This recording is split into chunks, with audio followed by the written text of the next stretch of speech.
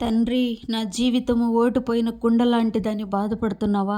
అయ్యా, పనికిరాని పాత్రనని నా ఇంట్లో వాళ్ళు, ఇరుగు పొరుగోళ్ళు, నా ఈదులో వాళ్ళు, ఆఫీసులలో, కాలేజీలలో అంతలక్క నేను పనికిరాని వాడనని, నేను పనికిరాని దానినని అనుకుంటున్నారని బాధపడుతున్నావా? ఇతరులను నమ్ముకొని గుండె పగిలిన స్థితిలో ఉన్నావా?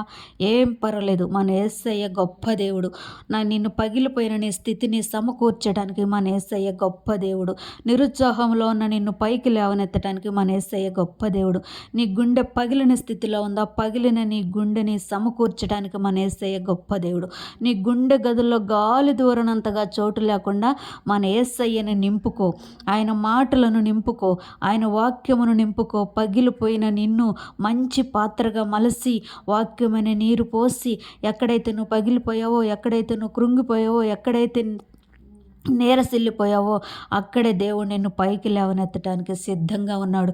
ఎక్కడైతే నువ్వు తల దించుకున్నావో అక్కడే నీ తల ఎత్తడానికి దేవుడు సిద్ధంగా ఉన్నాడు. బాధపడొద్దు, ఏడవద్దు, నిరుత్సాహపడొద్దు, ధైర్యంగా ఉండు, ముందుకు కొనసాగు. మన యేసయ్య నమ్మదగిన దేవుడు. మన యేసయ్య శక్తివంతుడు, బలవంతుడు.